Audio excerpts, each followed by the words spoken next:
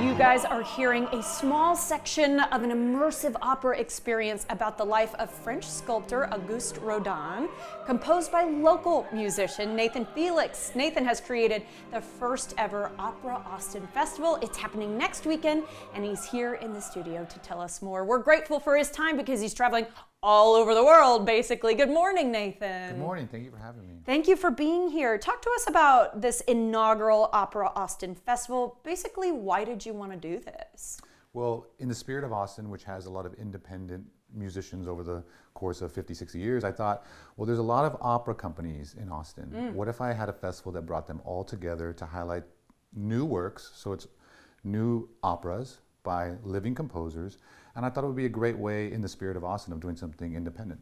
Yeah, and a really good way to honor kind of the culture of this city, right? We're trying to remain the live music capital of the world as so many other places are starting to crop up. But this is a great kind of sidestep to the music that we normally think about as far as blues or country or something like that. Opera is so fascinating to me. So you're celebrating a lot of local talent when we're doing this festival. Basically, what can attendees expect for the evening? Well, they can expect opera, but we've broken it down to two stages. Okay. So a main stage that will have like small, when I say small, like 7 to 8 musicians, 20 minutes and under of brand new operas by opera companies. That's one stage.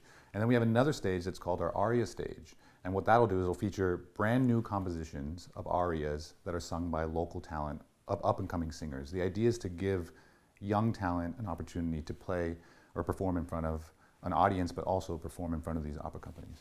You know that my next question has to be, what exactly is an aria? An aria is sort of like, it's a solo song in the middle of an opera. So these arias are pulled out of an opera. Ah, okay. I kind of think about the, like the Helen of Troy character, you know what I mean? Like the, Viking woman. Sure. When she gets up there and sings like a solo song is kind of what I'm thinking about. Exactly. It sort of can break sort of the acting or the theatrical nature, and they just present this beautiful melodic song. Oh, wonderful. I mean, just anybody who watches Studio 512 knows that I love to dig into creative brains like yours because I want to know where these cool ideas are coming from. You largely just are a composer now. You get the opportunity to be all over the world, pick and choose what you want to do. Talk to me about the act of composing. Where do you begin? Well, I begin with the story. So I want to find a story that's close to me or that I care about, and then I do research, and I want to bring this story to life in a musical way. So then I start thinking about a character, like let's say Cortés, the conquistador, and I'll say, well, what would it sound like if he was a character? And so I build music around a character, and I help tell the story, and then I cast musicians to play these roles. And you're making it sound very easy. It's not very easy. But when we talk about like the music, the sound, the moment that you're trying to put behind these, singers, performers, do you always work with a full orchestra, or sometimes can operas go down to just a harp or something like that? Well, maybe more than just a harp, but a small ensemble is definitely like a chamber opera. It's definitely like powerful, because I've learned that with just 4 singers, so 4 opera singers and maybe a string quartet, they can produce so much sound, right? I mean, their skill set and the technical aspect of like what they bring out of their vocal chamber is just so gorgeous and beautiful.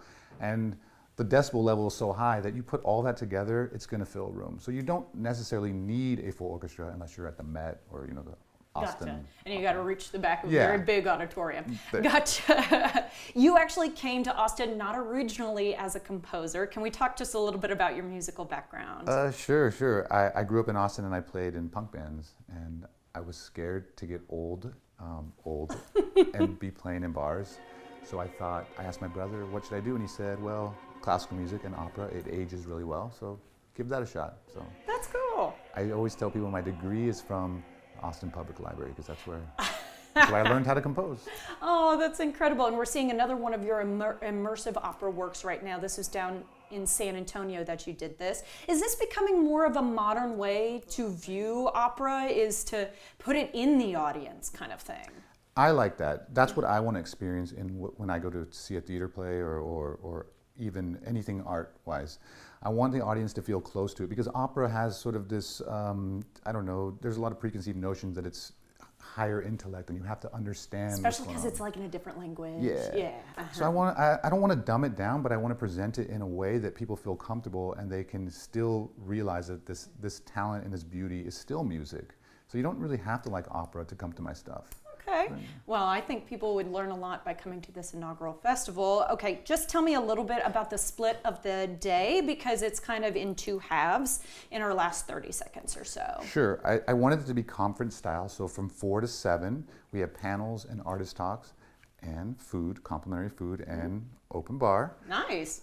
Then from 7 to 10, that's when all the music happens. And there's two stages, they're staggered. So you can see the full productions in the main stage at KMFA, the Draylen Mason Music Studio, and then downstairs we have the Arias stage. It'll be a little more intimate. Love it. Okay, and tickets are still available, right? They are. Okay, and how much are each ticket?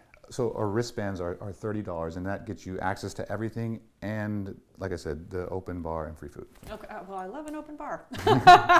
Nathan, so cool, so interesting. I wish we could keep you for 5 more hours, but we can't. Thank you so much for your time today. We appreciate it. Of course. All right, guys, purchase your wristbands now for the one-day festival on Saturday, November 16th at operaAustinFestival.com.